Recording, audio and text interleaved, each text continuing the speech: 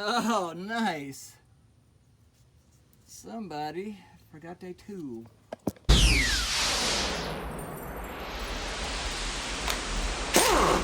What's up, guys and gals? Welcome back to the channel. Simple project, quick video.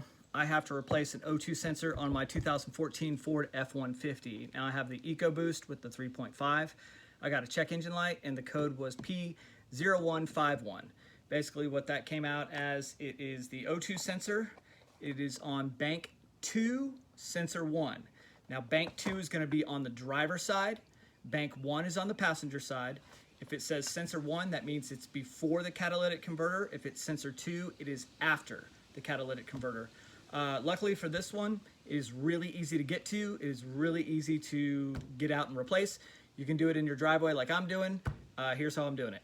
The part I'm replacing it with is a Bosch sensor, and I got this at AutoZone. It is part number 17323. So there it is. That's the part you're gonna need. If yours is for bank 2, sensor 1, also get yourself one of these sockets. This is specifically for the O2 sensors so that you don't crimp the wire. You can do it other ways, but I'm telling you, this is worth the 10 or 15 bucks that you're gonna spend. And if you've got these cars that have multiple sensors, you should have one in your toolbox anyway. I have the old one already removed. This is what it looks like.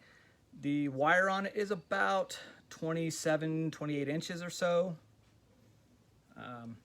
This is what the connection looks like up top. And let me show you where it plugs in. Just jack your truck up, driver's side, make sure it's supported, go underneath. You're gonna remove the panel. It's 4 little tabs. All you have to do is unscrew them and the panel will come right down. This is the panel you need to remove, and this is what the little tabs look like. You just twist them, they're not gonna fall out, and it'll allow you to remove the panel. Pardon my dusty engine bay. So you gotta get this cover off your motor. Pull your oil cap off. This is going to lift up and pull forward. Set that out of the way. Then you're gonna have to pull this little rubber foam thing off from the back here. Just get that out of your way. And the plug is right there. The tabs on the new plug are gonna come through those 2 holes right there, and that's how it just kind of hangs out. It's locked in place.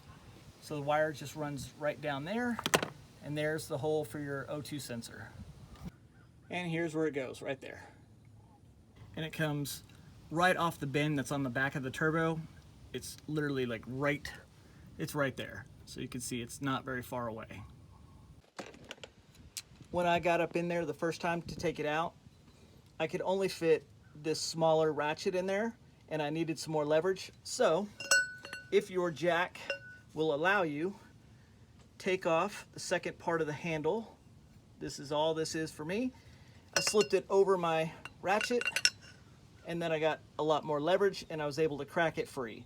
They are in there pretty darn tight. Don't bust your knuckles trying to use a small ratchet. Find something like that to give yourself a little bit more leverage, and it'll crack open pretty easy. Once you get the new one threaded in by hand, take a 7/8 open end wrench and you can finish it off down here. Now all I have to do is run this wire up, plug in the connector, and we're good to go.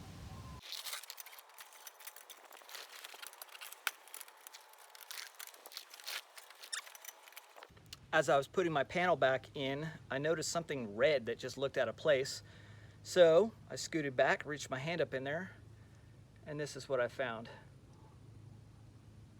This was around the exhaust. I can only assume that a few months ago when I had the passenger side done, which is really kind of a pain to get to, that maybe when the shop did it, whoever did it forgot their tool, and it's been melting ever since. Just fish your wire up here and reach around back here. These 2 are gonna go through this little clip, just like that, and then plug it in. All you have to do now is put your little foam piece back in, put your cover back on, and you're ready to do some burnouts. I've got to clean this off. This is driving me nuts.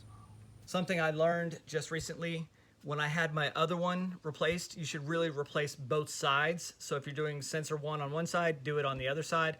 I didn't know that, and you know, a couple months later, here I am having to do this one. So if you're gonna pay somebody to do it, definitely do both at the same time. Save yourself that labor fee. Otherwise, you can do it yourself and do it whenever you want. Thanks for watching.